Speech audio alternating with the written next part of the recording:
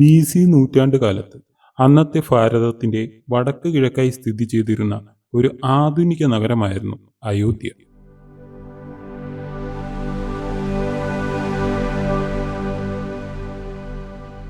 ശാന്തതയും സമൃദ്ധിയുമായിരുന്നു ആ രാജ്യത്തിന്റെ മുഖമുദ്ര.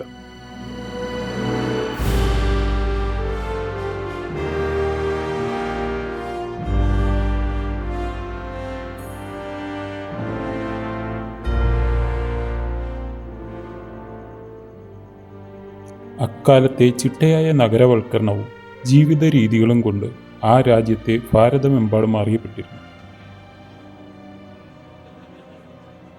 ഇക്കാലത്തെ നമ്മൾ ത്രേതായുഗം എന്ന് വിളിച്ചു.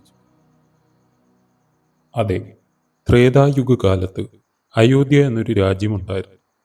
ആ രാജ്യത്തിന് ഒരു രാജാവ്, അയോധ്യയുടെ ധീരനായ ഭരണാധികാരി, വഴികളിൽ സമാധാനം ഉറപ്പാക്കിയവൻ.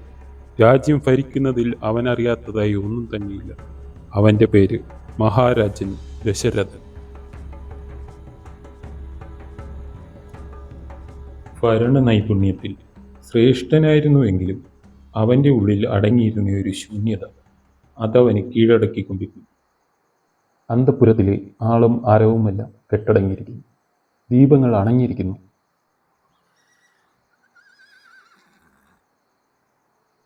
എങ്കിലും ഉറക്കമില്ലാത്ത ദശരഥന്റെ മനസ്സിൽ ഉയരുന്നത് ഒരൊറ്റ ചോദ്യമാണ്: എനിക്ക് ശേഷം ഇനി ആര്?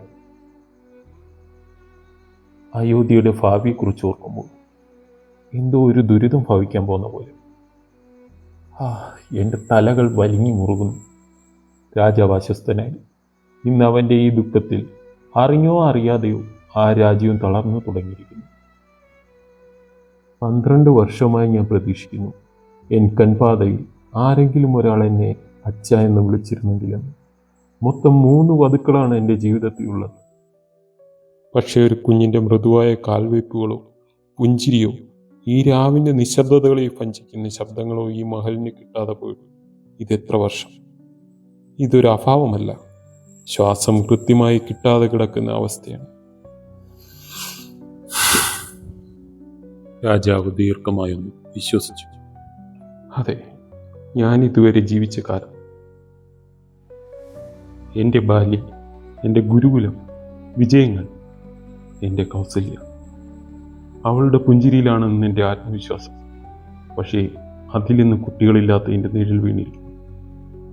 എൻ്റെ പാപം എന്താണ്? എന്തുകൊണ്ട് ആശീർവാദങ്ങൾ നമ്മെ വിട്ടു മാറിപ്പോയത്? അതെ, ഞാനൊരു മികച്ച രാജാവായിരിക്കാം, എൻ്റെ കഴിവുകൾ എത്രയും വലുതായിരിക്കാം. പക്ഷേ അവ ഞാൻ ആരോട് പങ്കിടും? നിങ്ങളിൽ ആരാണ് എനിക്ക് മറുപടി തരിക? പറയൂ. ദശരഥന്റെ ദുഃഖമെന്ന് ഉച്ചസ്ഥായിയിലായിരുന്നു.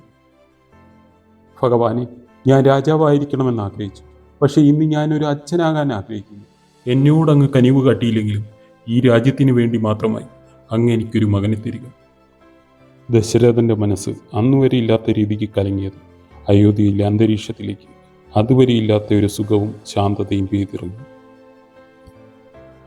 അന്നത്തെ ആ രാവിൽ ദശരഥന്റെ കണ്ണുകളിൽ ഉണ്ടായ ആ വേദനയുടെ ആഴം അദ്ദേഹം അതിനു മുമ്പ് അനുഭവിച്ചിട്ടില്ലായിരുന്നു. പെട്ടെന്ന് പിന്നിൽ നിന്നൊരു ശബ്ദം: മഹാരാജൻ, ഇത് ഒന്നിൻ്റെയും അവസാനമല്ല, ആരംഭമാണ്. അടുത്ത എപ്പിസോഡിൽ ആരായിരുന്നു വസിഷ്ഠൻ? അദ്ദേഹം എന്തിന് ദശരഥനെ സമീപിക്കുന്നു? നമുക്ക് നോക്കാം.